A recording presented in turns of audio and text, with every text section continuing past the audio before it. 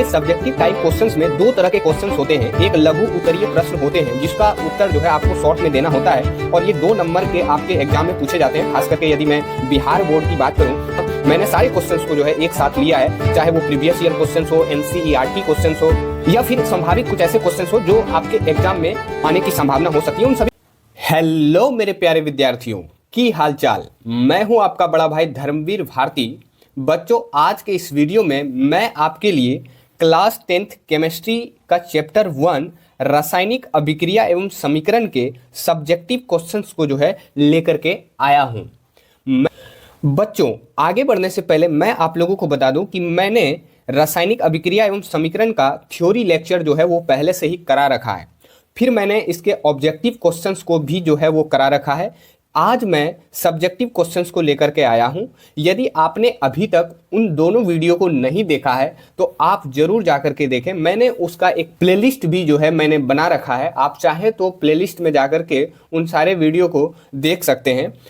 और मैं आप लोगों को जानकारी के लिए बता दूं कि आपके सब्जेक्टिव टाइप क्वेश्चंस में 2 तरह के क्वेश्चंस होते हैं। एक लघु उत्तरीय प्रश्न होते हैं जिसका उत्तर जो है आपको शॉर्ट में देना होता है और ये 2 नंबर के आपके एग्जाम में पूछे जाते हैं। खास करके यदि मैं बिहार बोर्ड की बात करूं तो वहाँ 2 नंबर के ये प्रश्न पूछे जाते हैं। जैसा कि आप देख सकते हैं यहाँ मैंने सारे क्वेश्चंस को जो है एक साथ लिया है, चाहे वो प्रीवियस ईयर क्वेश्चंस हो, एनसीईआरटी क्वेश्चंस हो या फिर संभावित कुछ ऐसे क्वेश्चंस हो जो आपके एग्जाम में आने की संभावना हो सकती है। उन सभी क्वेश्चंस को मैंने जो है यहाँ एक साथ जो है वो लिया है। बस आप वीडियो को अंत तक जरूर देखें। और मैं आप लोगों को बता दूं कि दूसरे तरह के जो क्वेश्चंस होते हैं वो दीर्घ उत्तरीय प्रश्न होते हैं जिसमें आपको लॉन्ग क्वेश्चन इसे कहा जाता है, क्योंकि इसमें आपको लॉन्ग में जो है उत्तर देना होता है। और ये आपके बिहार बोर्ड के एग्जाम के पर्सपेक्टिव से मैं आपको बताऊं तो ये 5 नंबर के प्रश्न जो है ये आपके एग्जाम में पूछे जाते हैं। तो बच्चों, यहाँ से आपके सारे क्वेश्चंस जो हैं, चाहे वो दीर्घ उत्तरीय हो या लघु उत्तरीय हो, सारे क्वेश्चंस को मैं आपको कवर कराऊंगा और सारे क्वेश्चंस को मैं बताऊंगा। एक भी क्वेश्चंस आपका यहाँ से जो है वो छूटने वाला नहीं है। और एग्जाम में जो भी प्रश्न आपका सब्जेक्टिव टाइप के पूछे जाएंगे वो क्वेश्चंस जो है वो यहीं से जो है वो रहने वाला है। बस आप इस वीडियो को अंत तक जरूर देखें। तो ये जानकारी मैं आपको इसलिए बता रहा हूँ ताकि आप ये समझने की कोशिश करें कि हमारे एग्जामों में जो क्वेश्चंस जो पूछा जाता है वो किस तरीके का क्वेश्चंस जो है वो पूछा जाता है और कितने टाइप के क्वेश्चंस होते हैं, कितने नंबर के जो है वो पूछे जाते हैं। तो आप शायद मेरी जानकारी को समझ पा रहे हो कि मैं आप लोगों को क्या जानकारी जो है वो देना चाह रहा हूँ। अब बच्चों, मैं इस चैप्टर का जो सब्जेक्टिव क्वेश्चंस आप सबों के बीच लेकर के आया हूं, इसमें सबसे पहले हम लोग जो है लघु उत्तरीय प्रश्नों को जो है वो करने वाले हैं, जो 2 नंबर के आपके एग्जाम में जो है वो पूछे जाते हैं। फिर हम लोग दीर्घ उत्तरीय प्रश्नों को जो आपके 5 नंबर के पूछे जाते हैं उसको भी जो है वो करने वाले हैं लास्ट में। जैसा कि मैंने आपको पहले दिखा भी रखा है कि किस तरह से क्वेश्चंस मैंने यहाँ आपके सब्जेक्टिव में लिए हैं।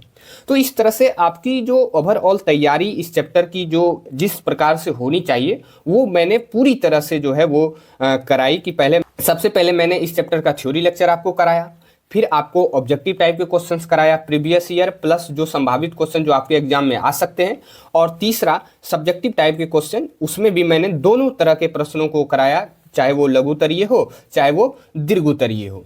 तो इस तरह से आपकी जो तैयारी है वो बेहतर तरीके से होंगी और आप एग्जाम में जरूर अच्छा परफॉर्म करेंगे। बस आप हमारे साथ जो है वो जुड़े रहें। अब रासायनिक अभिक्रिया एवं समीकरण के लघु उत्तरीय प्रश्न में सबसे पहला प्रश्न आप देख सकते हैं आपके सामने है, निम्नलिखित समीकरण को संतुलित कीजिए। यानी कि यहाँ 3 अलग अलग समीकरण जो है आपके सामने दिए गए हैं और आपको इसे संतुलित करके बताना है। और जैसा कि मैंने आपको थ्योरी लेक्चर में ये बता रखा है कि संतुलित और असंतुलित रासायनिक समीकरण हम किसे कहते हैं।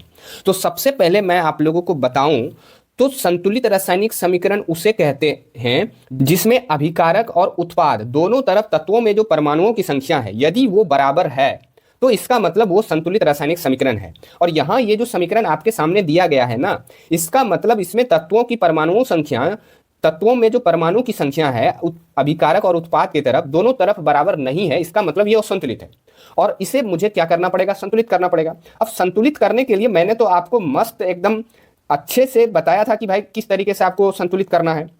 एक जबरदस्त आपको तरीका मैंने बताया था जिसके जरिए आप किसी भी तरह के असंतुलित रासायनिक समीकरण को संतुलित कर सकते हैं। तो सबसे पहले यहाँ आपको ध्यान देना पड़ेगा कि यहाँ आप देख सकते हैं कि अभिकारक की तरफ हाइड्रोजन 2 है और इधर भी हाइड्रोजन 2 है। वहीं ऑक्सीजन की बात करें तो 2 है, लेकिन ऑक्सीजन यहाँ आप देख सकते हैं कि एक ही है। इसका मतलब ये तो रासायनिक समीकरण असंतुलित है, ये तो मैं पहले से ही जानता हूं। तो इसका मतलब हमें संतुलित करना पड़ेगा। तो संतुलित करने के लिए सबसे पहले हमें क्या करना पड़ेगा कि जैसे H2 है प्लस O2 है, इधर तो हमें अभी फिलहाल तो कुछ छेड़छाड़ नहीं करना है, लेकिन यहां हमें ऑक्सीजन को 2 बनाने के लिए हमने आगे क्या कर दिया, 2 लगा दिया, जैसा कि आप देख सकते हैं। तो यहां से मुझे तो लग रहा है कि ठीक है भाई, अब ये ऑक्सीजन जो कि इधर 2 था, अब इधर भी 2 हो गया। लेकिन आप देख सकते हैं कि हाइड्रोजन जो है अब वो 2 दूनी 4 हो चुका है, यानी कि इधर 2 ही है, अब ये 4 हो चुका है। तो इधर भी हमें 2 लगा करके हाइड्रोजन को 4 कर देना होगा। और अब ये जो समीकरण आप देख रहे हैं ना, ये आपका अब संतुलित रासायनिक समीकरण हो जाता है। अब थोड़ा सा मैं यदि आपको बताऊं तो जैसे आप देख सकते हैं यहाँ की 2 दूनी 4, यानी हाइड्रोजन अभिकारक की तरफ 4, हाइड्रोजन उत्पाद की तरफ भी 4, ऑक्सीजन इधर अभिकारक की तरफ 2 और ऑक्सीजन इधर भी जो है आपका उत्पाद की तरफ भी 2। तो इस तरह से ये समीकरण जो है आपका संतुलित हो जाता है। तो इस तरीके से आपको दूसरे स्टेप लेकर के आपको समीकरण को संतुलित करके बताना होता है। वहीं अब दूसरे समीकरण की बात करें तो ये भी समीकरण जो है वो असंतुलित ही होगा। अब संतुलित हमें करना है तो सबसे पहले हमें ध्यान देना पड़ेगा कि कौन सा तत्व जो है उसमें परमाणुओं की संख्या जो है वो घट बढ़ रही है। तो उस तरीके से जैसा कि मैं यहाँ लोहे में देख रहा हूं कि लोहा में इस साइड आप देख सकते हैं कि 3 है, लेकिन इस साइड आपका 1 ही है, तो मैंने 3 लगा दिया। अब मैं H2O कर दे रहा हूं, यानी कि सेम कर दे रहा हूं। अब उसी तरह से यहां भी आप देख सकते हैं कि हाइड्रोजन 2 है, लेकिन ऑक्सीजन यहां आप देख सकते हैं कि 4 है। इसका मतलब हमें यहां 4 जो है वो लगा देना पड़ेगा। अब यहां ये जो ऑक्सीजन है आपका, ये भी 4 हो जाता है, लेकिन ये हाइड्रोजन जो है 4 दूनी 8 हो गया, जबकि अभी फिलहाल तो यहां 2 ही है। तो अगले स्टेप में मैं जाकर के क्या करूंगा कि यहां जो है 4 दूनी 8 करने के लिए मैं 4 लगा देता हूं, और अब हमारा जो हाइड्रोजन है वो भी 4 हो जाता है। और इस प्रकार से ये जो समीकरण है ये आपका संतुलित रासायनिक समीकरण है। ऐसा इसलिए क्योंकि आप देख सकते हैं आयरन यानी कि लोहा इधर भी 3 है, इधर भी 3 है, हाइड्रोजन आपका 4 दूनी 8 इधर है, इधर भी 4 दूनी 8 है, ऑक्सीजन आपका 4 है, तो ऑक्सीजन इधर भी आपका ये 4 है। तो इस तरह से ये समीकरण जो है आपका संतुलित हो जाता है, और इस प्रकार से आपके प्रश्न भी जो है एग्जाम में पूछे जाते हैं। अब वहीं मैं तीसरे समीकरण की बात करूं तो जैसा कि आप ये समीकरण देख सकते हैं, ये आपका जो है वो असंतुलित रासायनिक समीकरण है, इसे ही हमें संतुलित करके जो है वो बतानी है। तो सबसे पहले मैं प्यार से क्या करता हूं, यहाँ जो ये मैग्नीशियम है मैं इसे कुछ नहीं करता हूं, Mg केवल लिख देता हूं।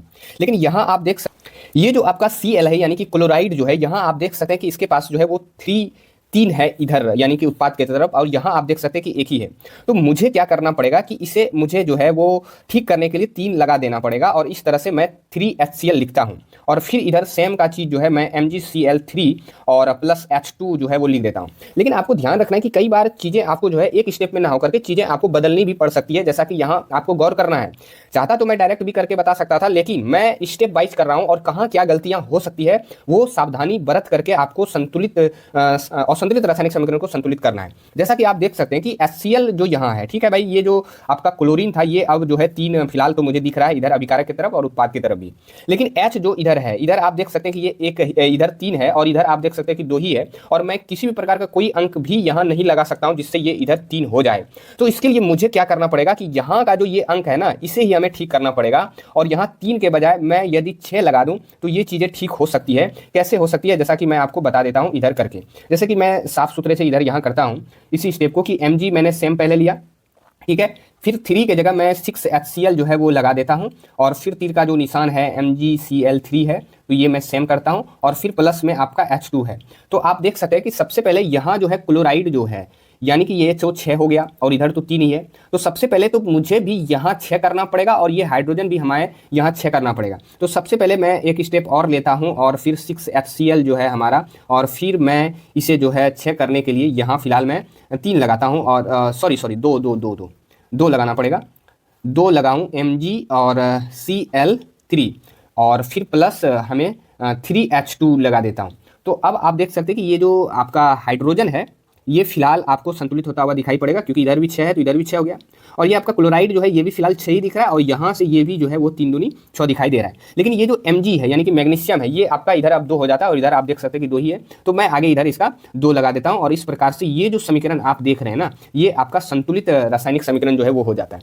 तो कई बार देखिए क्या है कि आपको कुछ सावधानियां जो है वो बरतनी होंगी, यानी कि कुछ चीज़ें ध्यान रखनी पड़ेगी कि कई बार अंक जो है इधर उधर फेर बदल भी आपको जो है वो करने पड़ सकते हैं। बस आपको चौकन्ना रहना है, और इस प्रकार से आप समीकरण को संतुलित कर सकते हैं। तो शायद आप इस प्रश्न को किस प्रकार से आपको संतुलित करना होता है ये बातें आप शायद समझ पा रहे होंगे। भले ही थोड़ा मैंने समय इस पे लगाया, लेकिन आप चीज़ें अच्छे से समझें, तो ये ही मेरी मंशा रहती है कि आप चीज़ों को अच्छे से समझें। अब आपको बता दूं कि जो पीछे मैंने निम्नलिखित समीकरण को संतुलित करने के लिए आपको कहा था, यहाँ आंसर के रूप में जो है चीज़ें जो है आपको मैं यहाँ बता रहा हूँ, ताकि आपको चीज़ें जो है साफ सुथरी जो है वो दिखे। बस थोड़ा सा हमारे टाइपिंग महोदय जी के द्वारा कुछ मिस्टेक किया गया था, जैसे कि यहाँ इन्होंने 2 छोड़ रखा था और ये 3H2 भी इन्होंने छोड़ रखा था, तो ये मैंने आपको सही करके जो है आपको जो है वो बता दिया। तो आप शायद मेरी बातों को समझ पा रहे होंगे। अब हम लोग अगले प्रश्न की ओर बढ़ेंगे और हमारा अगला प्रश्न जो है कुछ इस प्रकार से है कि निम्न अभिक्रिया के लिए समीकरण लिखिए। तो जैसा कि आपने देखा कि पिछले क्वेश्चंस में आपको समीकरण दे रखा था और आपको संतुलित करना था, लेकिन यहाँ बोल रहा है कि निम्न अभिक्रिया के लिए समीकरण लिखिए, यानी कि यहाँ आपको एक अभिक्रिया दी गई है, उसके लिए आपको समीकरण लिखना पड़ेगा। जैसा कि मैं आपको बताऊं तो यहाँ अभिक्रिया जो है आपका भाप के साथ लोहा, यानी कि भाप के साथ जब लोहा अभिक्रिया करेगी, यानी कि आयरन को उसके साथ मिलाया जाएगा, तो क्या होगा। तो मैं आपको आंसर के फॉर्म में यहाँ जो है वो अभिक्रिया जो है आपको करके बताता हूँ। तो सबसे पहले आप लोहा के बारे में तो जानते ही होंगे, तो लोहा आपका Fe हो गया, और प्लस भाप क्या होता है, तो भाप एक तरह का जल ही होता है, वाष्प भी होता है, तो यानी कि H2O के साथ अभिक्रिया हो रही है। और आप सभी जानते हैं कि जब भी आयरन यानी कि कोई धातु जो है जल के साथ अभिक्रिया करती है, तो वो धातु ऑक्साइड तो बनाती है, लेकिन साथ ही साथ वो एक गैस रिलीज करती है, और उस गैस का नाम है हाइड्रोजन गैस। अब ये जो है समीकरण आपका जो है वो तैयार होता है कि भाप के साथ लोहा जब अभिक्रिया करेगी तो उसके लिए इसी तरह का समीकरण होगा। बस आपको एक स्टेप और चीजें करनी ये है कि कभी भी आप ना असंतुलित रासायनिक समीकरण को करके नहीं आपको बताना, यानी कि आपको समीकरण जो भी आप दर्शाएं उसे एक बार चेक कर लें कि वो संतुलित है या नहीं। तो ये समीकरण को संतुलित करने के लिए कुछ चीजें हमें आगे अलग से जो है वो जोड़नी पड़ेगी, और आप जानते हैं कि क्यों मैं ये चीज़ें कर रहा हूँ, ताकि आपका जो समीकरण है वो सही हो। और ये साइंस यानी कि खास करके रसायन शास्त्र का ये नियम है कि आप कभी भी समीकरण को असंतुलित फॉर्म में नहीं छोड़ सकते, आपको संतुलित करना ही होगा। तो ये आपका जो है वो समीकरण होता है भाप के साथ लोहा। अब दूसरा जो आपका है वो जल के साथ कैल्शियम की अभिक्रिया जो है वो कही जा रही है। तो मैं आप लोगों को बता दूं कि कैल्शियम और जल जब भी आपस में अभिक्रिया करती है, ये संतुलित फॉर्म में ही मैं चीज़ें जो है वो लिख रहा हूँ, वो CaOH यानी कि कैल्शियम हाइड्रोक्साइड का निर्माण करता है, और ये भी फिर जो है हाइड्रोजन गैस जो है वो रिलीज करता है। और यहाँ भी कैल्शियम यानी कि जो कि एक धातु ही है और ये जल के साथ अभिक्रिया है, तो यहाँ आप देख सकते हैं ये कैल्शियम हाइड्रोक्साइड बना रहा है, और फिर आपका ये हाइड्रोजन गैस भी जो है इससे निकल रही है। तो ये समीकरण जो है ये जल के साथ कैल्शियम की अभिक्रिया है, और ये भाप के साथ लोहा की अभिक्रिया है। तो मैं आपको बता दूं कि आपके इस चैप्टर में जितने भी टाइप के प्रश्न है ना, वो सभी टाइप के क्वेश्चंस मैं करा रहा हूँ। तो आपको एक भी टाइप जो है वो मैं छोड़ नहीं रहा हूं, क्योंकि इस टाइप के प्रश्न जो है कई बार आपके एग्जाम में पूछे गए, और आपको ना मालूम हो कि कितने तरह से क्वेश्चंस जो है हमारे एग्जाम में पूछे जा सकते हैं या पूछने की संभावना हो सकती है। तो शायद आप मेरी बातों को समझ पा रहे होंगे कि ये देखने में तो आपको बाहर से लगेगा कि बहुत भारी है, लेकिन आपको जब मैंने बताया तो आपको काफ़ी ये ईजी लग रहा होगा कि अच्छा ये ऐसे होता है। तो आप मेरी बातों को शायद समझ पा रहे होंगे। अब मैं अगले प्रश्न की ओर बढ़ूं, और अगले प्रश्न में बढ़ने से पहले यहाँ आप देख सकते हैं तो उसी तरह से मैंने उस समीकरण को एक साफ सुथरे तरीके से जो है मैंने आंसर के फॉर्म में बता रखा है। पहले मैंने आपको बताया और फिर आंसर को भी जो है आपके सामने प्रस्तुत कर दिया, ताकि आप चीज़ें जो है वो साफ सुथरी तरीके से जो है वो साफ सुथरे तरीके से जो है वो उतारें। और हमारे टाइपिंग महोदय ने यहाँ हाइड्रोजन गैस की जगह जल लिख दिया है, तो ये थोड़ा सा उन्होंने गलतियाँ की है, जिसको मैं सुधार करके आपको जो है वो बताता हूँ। ये अब बिल्कुल सुधार वाला चीज़ है, तो यहाँ से आप जो है अपने कॉपी में एक नोट भी कर सकते हैं इन चीज़ों को। यहाँ भी देख सकते हैं आप, इन्होंने 2 छोड़ रखा है, तो मैं थोड़ा सा देख लेता हूँ, तो बाकी चीज़ें मुझे सही लग रही है। अब चलिए नेक्स्ट प्रश्न की ओर बढ़ते हैं, और हमारा अगला प्रश्न कुछ इस प्रकार से है। बस आपको ध्यान रखना है कि आपको चीज़ें लंबा देख करके आपको डरना नहीं है। अब यहाँ एक अलग तरह का प्रश्न आपके सामने है कि निम्नलिखित अभिक्रियाओं के उनकी अवस्था के संकेतों के साथ संतुलित रासायनिक समीकरण लिखिए। यहाँ 7 होगा, तो संतुलित रासायनिक समीकरण यानी कि यहाँ 2 एक तरह से कहें तो अभिक्रिया दी गई है, और उनकी अवस्था के साथ साथ आपको इसके रासायनिक समीकरण को जो है वो संतुलित फॉर्म में जो है आपको बताना है, अवस्था और संकेत के साथ साथ। तो चलिए हम इसे आपको बताते हैं। तो सबसे पहले आप देख सकते हैं कि जल में बेरियम क्लोराइड तथा सोडियम सल्फेट के विलयन अभिक्रिया करके सोडियम क्लोराइड का विलयन तथा अघुलनशील बेरियम सल्फेट अवक्षेप बनाते हैं। यानी कि यहाँ जो है ना कौन कौन सी चीज़ें अभिक्रिया कर रही है और अभिक्रिया करके क्या चीज़ें बना रही है वो पहले से ही बता रखा है, बस हमको उनके संकेत और सूत्रों को अवस्था के साथ जो है वो बता देनी है। तो सबसे पहले आप देख सकते हैं इसके लिए जो समीकरण होगा वो कुछ इस प्रकार से होगा कि बेरियम क्लोराइड है, तो आप जानते हैं कि बेरियम क्लोराइड का जो फॉर्मूला होता है यानी कि BaCl2 है, और आप जानते हैं कि ये जो है विलियन के फॉर्म में होता है, यानी कि इसकी जो अवस्था होगी इसके लिए हम लोग एक्यू यानी कि एक्वास जो है वो दर्शाएंगे। फिर मैं देख रहा हूँ कि सोडियम सल्फेट के साथ इसको मिलाया जा रहा है, यानी कि सोडियम सल्फेट यानी कि Na2SO4, और ये भी जो है आपका वो विलियन के फॉर्म में भी होता है, तो इसकी अवस्था एक ही होगी। फिर ये साथ में आपस में मिलते हैं तो इधर मैं देख रहा हूँ कि बेरियम सल्फेट बनाया जा रहा है, यानी कि BaSO4 बनाया जा रहा है, जो कि एक सॉलिड फॉर्म में होता है। और फिर आपका एक सोडियम क्लोराइड जो है वो बनाया जा रहा है, यानी कि NaCl, और ये आपका जो है वो भी एक एक्वास यानी कि विलयन के फॉर्म में होगा। और इसे मैं संतुलित करूँ तो यहाँ थोड़ा सा मैं 2 लगा सकता हूँ। तो ये समीकरण जो है आपको दर्शाने होते हैं इस अभिक्रिया के लिए, और यहाँ मैं उसके संकेत, सूत्र और अवस्था के साथ साथ चीज़ों को दर्शाया, जैसा कि आप समझ पा रहे हैं। अब दूसरे अभिक्रिया की बात करें तो सोडियम हाइड्रोक्साइड है का विलयन है, हाइड्रोक्लोरिक अम्ल के विलयन के से अभिक्रिया ये कर रहा है, और सोडियम क्लोराइड का विलयन तथा जल बनाते हैं।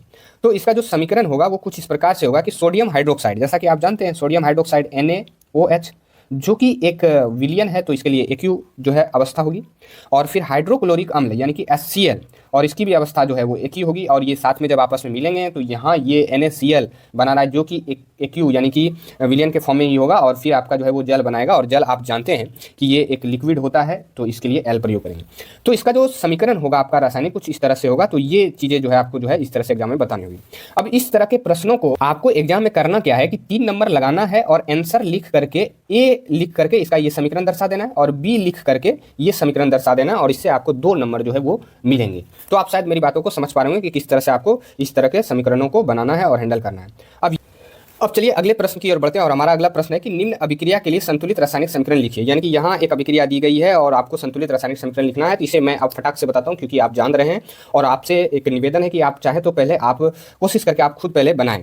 तो पहला हमारा है कि तनु सल्फ्यूरिक अम्ल जिंक के साथ अभिक्रिया करता है तो क्या होता है। यानी कि एक तनु सल्फ्यूरिक अम्ल है, उसको जिंक के साथ मिलाया जाएगा तो क्या होगा। तो मैं आपको बता दूं कि तनु सल्फ्यूरिक अम्ल यानी कि H2SO4 होता है सल्फ्यूरिक अम्ल। तनु सल्फ्यूरिक अम्ल का मतलब अम्ल की मात्रा कम होगी और जल जो है वो अधिक होगा, उसी को हम लोग तनु सल्फ्यूरिक अम्ल बोलते हैं। और फिर इसको किसके साथ मिलाया जाएगा, तो जिंक, जो कि एक धातु है। और अम्ल जब भी धातु के साथ अभिक्रिया करती है तो आप जानते हैं कि जिंक सल्फेट बनाएगा, यानी कि ZnSO4 बनाएगा, और प्लस साथ ही साथ एक गैस भी जो है वो बनाएगा, हाइड्रोजन गैस। तो ये इसके लिए ये समीकरण होगा, और ये बिल्कुल संतुलित रासायनिक समीकरण ही है। अब दूसरे अभिक्रिया की बात करें तो तनु हाइड्रोक्लोरिक अम्ल मैग्नीशियम पट्टी के साथ अभिक्रिया करता है तो क्या होता है।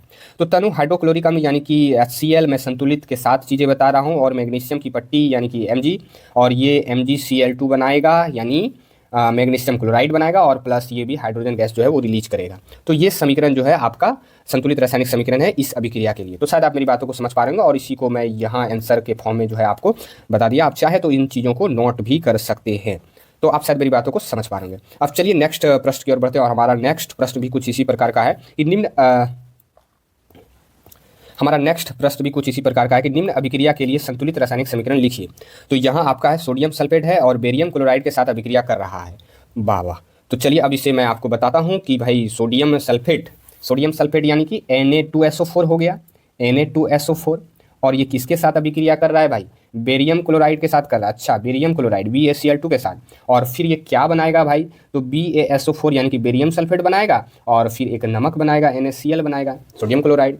तो ये आपका जो है वो समीकरण हो जाता है। उसके बाद दूसरा जो हमारा है कैल्शियम हाइड्रोक्साइड है और कार्बन डाइऑक्साइड के साथ अभिक्रिया कर रहा है। अच्छा, कैल्शियम हाइड्रोक्साइड, अच्छा कैल्शियम हाइड्रोक्साइड यानी कि CaOH2 के साथ अभिक्रिया कौन करेगा, तो कार्बन डाइऑक्साइड। अच्छा, तो चूने के पानी में हम लोग कार्बन डाइऑक्साइड को प्रोवाइड करते हैं तो जानते हैं कि दूधिया हो जाता है, तो ये CaCO3 बनाएगा और प्लस H2O बनाएगा। तो ये आपका जो है समीकरण वो दूसरे अभिक्रिया के लिए ये संतुलित रासायनिक समीकरण है, और इसी को यहाँ आंसर के रूप में मैंने आपको बता रखा है। आप चाहे तो यहाँ से स्पष्ट रूप से आप साफ सुथरे तरीके से जो है कॉपी में नोट कर सकते हैं।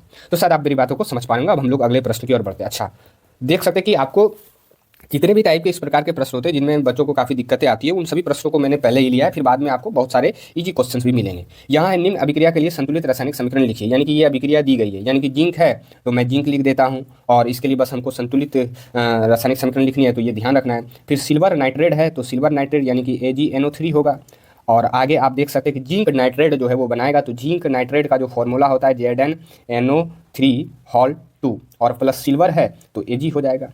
अब इसको संतुलित करने के लिए मैं यहाँ 2 लगा देता हूँ, फिर इधर भी मैंने चांदी में 2 लगाया तो इधर भी मैं 2 लगा देता हूँ, और इस प्रकार से ये हमारा जो समीकरण है वो संतुलित हो जाता है। अब दूसरे समीकरण की बात करें तो यहाँ सोडियम है, अच्छा सोडियम है यानी कि Na है, फिर जल है यानी कि H2O है, और फिर सोडियम हाइड्रोक्साइड बनाया जा रहा है, अच्छा NaOH बनाया जा रहा है, और फिर उसके बाद मैं देख पा रहा हूँ कि हाइड्रोजन गैस भी रिलीज हो रही है। अच्छा, अब यहाँ संतुलित करने के लिए मैं 2 लगा देता हूँ, यहाँ भी 2 लगा देता हूँ, और कहीं कुछ गड़बड़ नहीं है। हाँ, सोडियम गड़बड़ है क्योंकि इधर 2 है, तो सोडियम में मैंने इधर 2 लगा दिया। अब तो कुछ गड़बड़ मुझे नहीं लग रहा है। तो ये समीकरण जो है हमारा संतुलित रासायनिक समीकरण हो जाता है, और इस तरह से आपको जो है क्वेश्चंस को बनाना है एग्जामों में। तो आप मेरी बातों को समझ पा रहे होंगे। और यहाँ मैंने संतुलित रासायनिक समीकरण को जो है वो ले रखा है। आप चाहे तो अपने कॉपी में इसको नोट भी कर सकते हैं। मैं एक बार देख सकता हूँ, क्योंकि मेरे टाइपिंग महोदय पे मुझे भरोसा नहीं हो रहा है कि उन्होंने कुछ गलतियाँ ना की हो, क्योंकि उन्होंने कई बार इतने समझाने के बावजूद भी कई सारी गलतियाँ उन्होंने कर रखी है। लेकिन यहाँ हमारे टाइपिंग महोदय ने बेहतरीन तरीके से सभी चीज़ें सही से बताई है और मैं उनको बहुत धन्यवाद करता हूँ। अब चलिए अगले प्रश्न की ओर बढ़ते हैं और हमारा अगला प्रश्न कुछ इस प्रकार से है, जैसा कि आप देख सकते हैं, और ये अलग ही तरह का क्वेश्चन है। अच्छा, अलग कैसे है पता चलेगा आपको अभी। कह रहा है कि संतुलित रासायनिक समीकरण क्या है। अच्छा, कलर चेंज कर देता हूं क्योंकि काला काला काला। निम्नांकित समीकरण को संतुलित रूप में लिखें। यानी कि संतुलित रासायनिक समीकरण क्या है, पहले आपको डिफिनेशन देना है और नीचे एक समीकरण दिया गया है, ये इसको आपको संतुलित करके बताना है। तो जैसा कि आप देख सकते हैं कि मैंने डिफिनेशन लिख रखा है, क्योंकि मैंने आपको पहले ही बताया है कि संतुलित रासायनिक समीकरण हम उसे कहते हैं जिसमें जो भी समीकरण में अभिकारक की तरफ जो तत्वों की परमाणु की संख्या होगी और उत्पाद की तरफ जो तत्वों की परमाणु की संख्या होगी, यदि वो आपस में बराबर हो तो वो समीकरण जो है वो संतुलित हो जाएगा। तो उस हिसाब तो यदि मैं परिभाषा को पढ़ूं तो जिन रासायनिक अभिक्रियाओं के समीकरणों में अभिकारकों एवं उत्पादों दोनों तरफ तत्वों की परमाणुओं की संख्या बराबर रहती है उसे संतुलित रासायनिक समीकरण कहा जाता है। और जैसा कि इस समीकरण को देख सकते हैं, मैंने यहाँ संतुलित करके बताया है और आपको पीछे से ही मैं आपको बताते आ रहा हूँ कि किस प्रकार से आपको समीकरण को संतुलित करना होता है, और ये काफ़ी आपके लिए ईजी है। तो इस तरह से आपको जो है वो जवाब देना है। आप चाहे तो इन चीज़ों को कॉपी में नोट भी कर सकते हैं। अब चलिए अगले प्रश्न की ओर बढ़ते हैं और हमारा अगला प्रश्न है कि संतुलित रासायनिक समीकरण क्या है, रासायनिक समीकरण को संतुलित करना क्यों आवश्यक है। तो सबसे पहले तो एक चीज़ का आपको जवाब देना होगा कि संतुलित रासायनिक समीकरण क्या है, फिर आपको ये जवाब देना होगा कि रासायनिक समीकरण को संतुलित करना क्यों आवश्यक है। तो जैसा कि आप देख सकते हैं कि जिन रासायनिक अभिक्रियाओं के समीकरणों में अभिकारकों एवं उत्पादों दोनों तरफ तत्वों की परमाणुओं की संख्या बराबर रहती है उसे संतुलित रासायनिक समीकरण कहा जाता है। अब ये मैंने आपको संतुलित रासायनिक समीकरण क्या होता है उसके बारे में बताया। अब रासायनिक समीकरण को संतुलित करना क्यों आवश्यक है, तो आइए जानते हैं। तो आप जानते होंगे द्रव्यमान संरक्षण नियम के अनुसार रासायनिक अभिक्रिया में अभिकारक एवं उत्पादों के द्रव्यमान समान होते हैं, इसलिए अभिकारकों एवं उत्पादों के द्रव्यमान को समान करने के लिए समीकरण को संतुलित करना आवश्यक है। तो ये बातें आपको जो है वो ध्यान में रख करके संतुलित रासायनिक समीकरण क्या है और संतुलित रासायनिक समीकरण को संतुलित करना क्यों जरूरी है, ये आपको बताना है। अब अगले प्रश्न की ओर बढ़ते हैं और हमारा अगला प्रश्न जो है इस प्रकार से है कि जिंक को आयरन सल्फेट के विलयन में डालने पर क्या होता है। तो मैंने आपको बताया था ये रासायनिक अभिक्रिया के प्रकार से क्वेश्चंस है, क्योंकि आप जानते हैं यहाँ अधिक अभिक्रियाशील कम अभिक्रियाशील उठा पटक वाला मामला यहाँ चल रहा है। यानी जिंक को आयरन सल्फेट के विलयन में डालने पर आयरन सल्फेट को विस्थापित कर जिंक सल्फेट बनाता है। हाँ, ये बात बिल्कुल सही है, यही होता है। और उसके लिए आपको एक प्यारा सा समीकरण लिख देना है और यहाँ से आपको 2 नंबर जो है वो आसानी से मिल जाएंगे। जैसा कि आप देख सकते हैं जिंक है और फिर मैंने आयरन सल्फेट लिया है और फिर यहाँ जिंक सल्फेट बनाया जा रहा है और आयरन इससे अलग हो जा रहा है, क्योंकि आयरन बेचारा जिंक से काफ़ी कमज़ोर है, इसलिए जिंक जो है आयरन को पटक दे रहा है, यानी कि उसको वहाँ से हटा दे रहा है। तो ये उठा पटक का मामला है। अब चलिए नेक्स्ट प्रश्न की ओर बढ़ते हैं और हमारा अगला प्रश्न है कि श्वसन क्रिया को ऊष्माक्षेपी अभिक्रिया क्यों कहा जाता है। तो आप जानते हैं क्यों कहा जाता है, क्योंकि इसमें ऊष्मा रिलीज होती है, ऊष्मा निकलती है, तो इसलिए ऊष्माक्षेपी बोलते हैं। तो श्वसन क्रिया को ऊष्माक्षेपी अभिक्रिया इसलिए कहा जाता है क्योंकि इसमें ऊर्जा यानी ऊष्मा की हानि होती है, इसलिए श्वसन क्रिया को ऊष्माक्षेपी अभिक्रिया कहा जाता है। अब समीकरण आप देख सकते हैं C6H12O6 ग्लूकोज और ये 6O2 यानी कि ऑक्सीजन और फिर आपका 6CO2 यानी कि कार्बन डाइऑक्साइड हम लोग छोड़ते हैं, थोड़ा बहुत जल भी निकलता है और फिर ऊर्जा जो है इससे निकलती है। और इस तरह से आपको इस तरह के प्रश्नों को जवाब देना, आप चाहे तो कॉपी में नोट भी कर सकते हैं। अब चलिए नेक्स्ट प्रश्न की ओर बढ़ते हैं। आपको इसमें ज़्यादा झमेला नहीं करना होता है कि चीज़ें आपको बड़ी बढ़ चढ़ के बतानी होगी, नहीं, आपको सिंपल वे में सरल स्टेप लेकर के सटीक उत्तर देना है, ज़्यादा इधर उधर नहीं करना है। अब अपचयन उपचयन यानी जिसे रेडॉक्स अभिक्रिया क्या है, यानी कि जब अपचयन और उपचयन दोनों साथ साथ होता है तो उसे रेडॉक्स अभिक्रिया बोलते हैं और उसी के बारे में पूछा जा रहा है। तो जिस अभिक्रिया में अपचयन एवं उपचयन दोनों साथ साथ होता है उसे रेडॉक्स अभिक्रिया कहा जाता है। उसके लिए यहाँ समीकरण जो है मैंने लिख दिया है। लेकिन हमारे टाइपिंग महोदय जी यहाँ हाइड्रोजन होगा ना, तो हाइड्रोजन H2 आपने कैसे छोड़ दिया, और ये आपका बिल्कुल ये समीकरण अब संतुलित है, क्योंकि यहाँ आप देख सकते हैं ये कॉपर से ऑक्सीजन गायब है, यानी कि यहाँ अपचयन हो रहा है, और यहाँ आप देख सकते हैं कि हाइड्रोजन में ऑक्सीजन जुड़ रहा है, यानी कि यहाँ उपचयन हुआ, और ये समीकरण जो है वो रेडॉक्स अभिक्रिया को दर्शा रहा है, यानी कि बता रहा है। तो शायद आप मेरी बातों को समझ पा रहे होंगे। अब नेक्स्ट प्रश्न हमारा है कि प्रतिस्थापन अभिक्रिया क्या है, उदाहरण देकर समझाइए। अच्छा, तो वैसी रासायनिक अभिक्रिया जिसमें अधिक क्रियाशील तत्व कम क्रियाशील तत्व को उसके यौगिक से विस्थापित कर देता है उसे प्रतिस्थापन या विस्थापन अभिक्रिया कहा जाता है। देखिए, प्रतिस्थापन या विस्थापन दोनों एक ही बात होता है। विस्थापन में चीज़ें बदलती है और यहाँ एक समीकरण मैंने दे दिया है, जिंक और कॉपर सल्फेट और फिर जिंक सल्फेट और फिर कॉपर। तो इस तरह से आपको चीज़ें बतानी है और ये आप शायद समझ पाएंगे। अब नेक्स्ट प्रश्न हमारा है कि ऊष्माक्षेपी और ऊष्माशोषी अभिक्रिया क्या है, उदाहरण दीजिए। तो सबसे पहले ऊष्माक्षेपी जान लेते हैं। तो ऊष्माक्षेपी अभिक्रिया जिस अभिक्रिया में ऊष्मा की हानि होती है उसे ऊष्माक्षेपी अभिक्रिया कहा जाता है, जैसे श्वसन, प्राकृतिक गैस का दहन। और ऊष्मा शोषी अभिक्रिया क्या है, तो जिस अभिक्रिया में ऊष्मा अवशोषित होती है उसे ऊष्मा शोषी अभिक्रिया कहा जाता है। उदाहरण के लिए अमोनियम गैस का निर्माण। तो एग्जाम्पल आपको भी दे देना है और इस तरह से आपको 2 नंबर प्राप्त होंगे। इस तरह से जवाब आपको दे देना है। अब चलिए नेक्स्ट प्रश्न की ओर बढ़ते हैं और हमारा अगला प्रश्न है कि जब लोहे की कील को कॉपर सल्फेट के विलयन में डुबाया जाता है तो विलयन का रंग क्यों बदल जाता है। तो बताते हैं क्यों बदल जाता है। तो जब लोहे की कील को कॉपर सल्फेट के विलयन में डुबाया जाता है तो विलयन का रंग इसलिए बदल जाता है क्योंकि लोहा कॉपर को विस्थापित कर आयरन सल्फेट बनाता है, जिससे इसका रंग बदल जाता है। और ये समीकरण आप देख सकते हैं। ये कॉपर सल्फेट का विलयन है जो कि नीले कलर का होता है। इसमें आयरन मिलाया गया तो आयरन सल्फेट बनाया जो कि हल्का हरे रंग में बदल गया और कॉपर ये अलग हो गया। आप कमेंट सेक्शन में बताएं कि ये कौन सी रासायनिक अभिक्रिया है। तो मैं आपको बता देता हूं, ये विस्थापन है। ठीक है। अब चलिए नेक्स्ट प्रश्न हमारा है अवक्षेप अभिक्रिया से आप क्या समझते हैं। यहाँ अवक्षेपन भी इससे जो है शायद कई बार हमने किताबों में देखा है और बेसिकली यही आपका जो है ना संयोजन अभिक्रिया है। तो ये भी आप ध्यान में रखिएगा। तो वह अभिक्रिया जिसमें 2 या 2 से अधिक अभिकारक मिलकर एकल उत्पाद का निर्माण करता है उसे अवक्षेपन या संयोजन अभिक्रिया कहा जाता है। और ये समीकरण आप देख सकते हैं, हाइड्रोजन और ऑक्सीजन 2 अभिकारक है और मिलकर के एक ही उत्पाद यानी जल बना रहा है। तो इस तरह से आपको जो है जवाब दे देना है। अब चलिए नेक्स्ट प्रश्न की ओर बढ़ते हैं और हमारा अगला प्रश्न है कि विस्थापन और द्विविस्थापन अभिक्रिया में क्या अंतर है, इन अभिक्रियाओं के समीकरण लिखिए।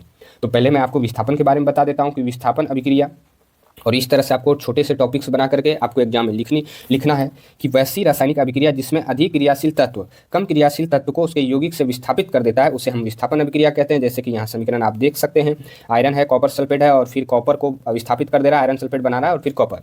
फिर द्विविस्थापन अभिक्रिया आप देख सकते हैं कि वैसी रासायनिक अभिक्रिया जिसमें अभिकारकों के बीच आयनों का आदान प्रदान होता है, यानी कि यहाँ आयनों का आदान प्रदान होता है, आपको थ्योरी में मैंने बताया था। और यहाँ आप सोडियम सल्फेट और बेरियम क्लोराइड, फिर बेरियम सल्फेट और सोडियम क्लोराइड, ये समीकरण आप देख सकते हैं। अब चलिए नेक्स्ट प्रश्न की ओर बढ़ते हैं और हमारा अगला प्रश्न है इस संयोजन अभिक्रिया क्या है, एक उदाहरण दीजिए। तो वह अभिक्रिया जिसमें 2 या 2 से अधिक अभिकारक मिलकर एकल उत्पाद का निर्माण करता है उसे संयोजन अभिक्रिया कहते हैं और ये समीकरण आप देख सकते हैं। तो इस तरह से आपको उत्तर दे देना है। अब चलिए नेक्स्ट प्रश्न हमारा है कि अपघटन या वियोजन अभिक्रिया से आप क्या समझते हैं। तो जब एक पदार्थ टूटकर 2 या 2 से अधिक नए पदार्थ का निर्माण करता है तो उसे वियोजन या अपघटन अभिक्रिया कहते हैं। और यहाँ आप देख सकते हैं कि CaCO3 यानी कि कैल्शियम कार्बोनेट, इसमें आप ऊष्मा देंगे तो ये कैल्शियम ऑक्साइड और ये कार्बन डाइऑक्साइड इस तरह से 2 चीज़ों में टूटेगा, तो इसलिए ये अपघटन या वियोजन अभिक्रिया है। अब नेक्स्ट प्रश्न हमारा है संक्षारण क्या है, संक्षारण रोकने के उपाय बताएं।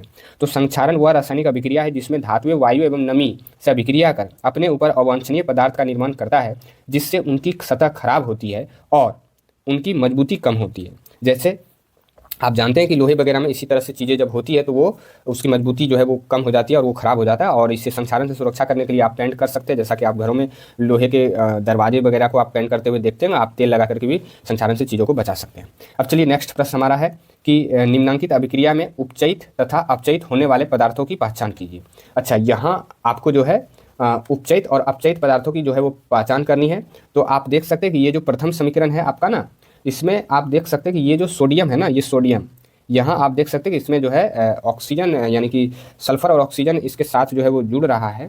तो ये जो आपका है यहाँ सोडियम का जो है प्रथम समीकरण में उपचयित पदार्थ है। ऐसा इसलिए क्योंकि सोडियम में ऑक्सीजन की आप वृद्धि जो है वो देख पा रहे हैं। बात को समझ रहे हैं। अब द्वितीय समीकरण पे आप यदि गौर करें तो यहाँ हाइड्रोजन का जो है वो जो है उपचयित पदार्थ है। उपचयित पदार्थ इसलिए क्योंकि यहाँ हाइड्रोजन में आप जो है ऑक्सीजन को जो है वो ऑक्सीजन जो है हाइड्रोजन में वृद्धि हो रही है। वहीं कॉपर की बात करें तो इसका अपचयित हुआ है क्योंकि यहाँ ऑक्सीजन आप जो है वो गायब देख पा रहे हैं। तो इस तरह से इन समीकरण में उपचयित तथा अपचयित आपको लिखित फॉर्म में जो है चीज़ें आपको बतानी पड़ेगी। जैसे कि आप यहाँ 1 नंबर दे करके इसमें आप ये लिख सकते हैं कि प्रथम समीकरण में सोडियम उपचयित पदार्थ है, ऐसा इसलिए क्योंकि सोडियम में ऑक्सीजन की वृद्धि हुई है। फिर दूसरे में आपको क्या बताना है, तो द्वितीय समीकरण में हाइड्रोजन उपचयित पदार्थ है एवं कॉपर अपचयित पदार्थ है क्योंकि इसमें आप एक में ऑक्सीजन की वृद्धि देख पा रहे हैं और एक में ऑक्सीजन की कमी देख पा रहे हैं।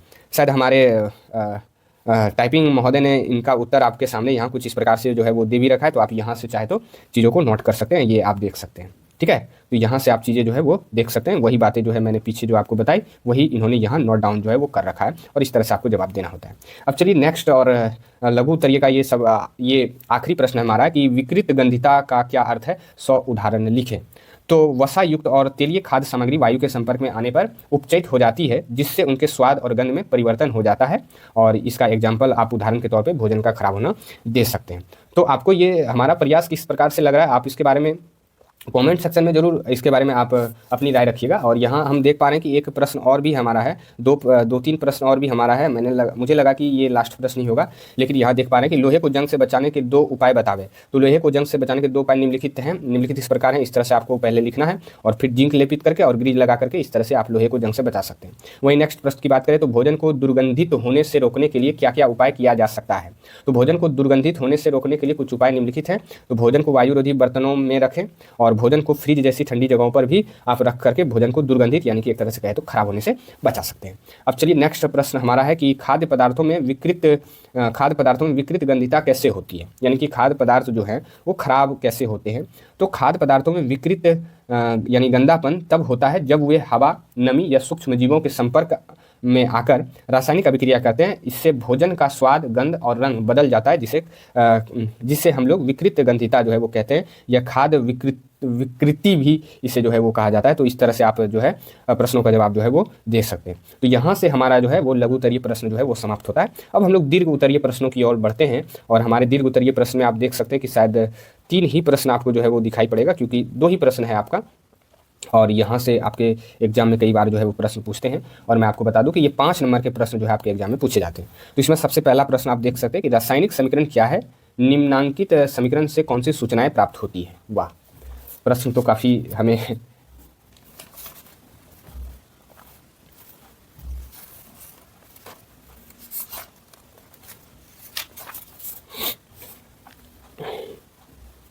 तो यहाँ सबसे पहले आपको रासायनिक समीकरण क्या होता है ये बताना पड़ेगा। और यहाँ एक समीकरण दिया गया है और पूछ रहा है कि इससे कौन सी सूचनाएं प्राप्त होती है।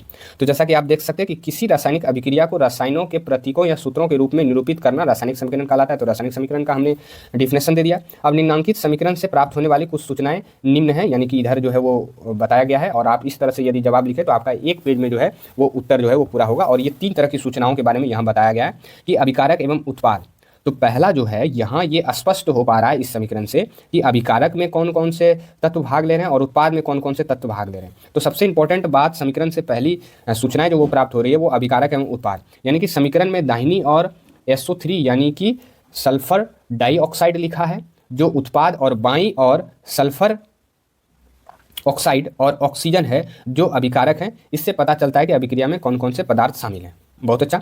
अभिक्रिया का प्रकार भी पता चल रहा है, यह एक संयोजन अभिक्रिया है क्योंकि इसमें 2 यौगिक मिलकर एक नया यौगिक बना रहे हैं। यानी कि ये जो समीकरण है ना, ये संयोजन अभिक्रिया, क्योंकि 2 अलग अलग तत्व जो है वो भाग लेकर के एक ही यौगिक जो है वो बना रहे हैं। तो इसलिए ये भी सूचनाएं जो है वो प्राप्त हो रही है। और तीसरा, उत्पाद का महत्व, यानी कि SO3 जो है यानी कि सल्फर डाइऑक्साइड जो है बाद में सल्फ्यूरिक एसिड बनाने में प्रयोग होता है, जो उद्योग और रसायन विज्ञान में महत्वपूर्ण है। तो ये 3 तरह की सूचनाएं जो हैं इस समीकरण से जो है वो प्राप्त हो रही है। और इस तरह से आपको 5 नंबर वाले प्रश्न का जवाब देना होता है। आप चाहे तो इसे नोट डाउन भी कर सकते हैं। अब अगले प्रश्न की ओर बढ़े तो हमारा अगला प्रश्न है, और जैसा कि आप देख सकते हैं ये प्रश्न काफ़ी बार आपके बिहार बोर्ड के एग्जाम में 2018-19 में जो है वो पूछा भी गया है। अब अगला प्रश्न है कि निम्नलिखित अभिक्रिया क्या है। तो यहाँ संयोजन अभिक्रिया है, विस्थापन अभिक्रिया है, वियोजन अभिक्रिया है और द्विविस्थापन अभिक्रिया है। तो ये 3 तरह की अभिक्रियाओं के बारे में आपसे यहाँ पूछा गया है और ये 5 नंबर का पूछा जाता है। और आपको इसका जवाब आप आसानी से दे सकते हैं। जैसा कि आप जानते हैं संयोजन अभिक्रिया क्या होता है, तो वह अभिक्रिया जिसमें 2 या 2 से अधिक अभिकारक मिलकर एकल उत्पाद का निर्माण करते हैं उसे संयोजन अभिक्रिया कहते हैं। और ये समीकरण आपको दे देना है। फिर विस्थापन अभिक्रिया में वह अभिक्रिया जिसमें अधिक अभिक्रियाशील तत्व कम अभिक्रियाशील तत्व को उसके यौगिक से विस्थापित करता है उसे विस्थापन अभिक्रिया कहते हैं। ये समीकरण आपको दे देना है। और फिर आपका तीसरा जो है वो है वियोजन अभिक्रिया। तो वह अभिक्रिया जिसमें एक अभिकारक टूटकर 2 या 2 से अधिक उत्पाद का निर्माण करता है उसे वियोजन अभिक्रिया कहते हैं। ये समीकरण दे देना है। और द्विविस्थापन अभिक्रिया है तो वह अभिक्रिया जिसमें अभिकारकों के बीच आयनों का आदान प्रदान होता है उसे द्विविस्थापन अभिक्रिया कहते हैं। ये समीकरण आपको दे देना है। तो इस तरह से आपको जो है चीज़ें जो है वो बता देनी है। तो आप शायद मेरी बातों से सहमत हो पा रहे होंगे। तो ये छोटा सा प्रयास आप लोगों को जैसा भी लगे कमेंट सेक्शन में ज़रूर बताइएगा। और वीडियो भले ही थोड़ा लेट से आया, लेकिन मैं अपनी कोशिश जारी रखूँगा और वीडियो को कोशिश करूँगा कि कम से कम समय में आपको सारी सिलेबस जो है वो इस चैनल के माध्यम से दे पाऊँ। धन्यवाद।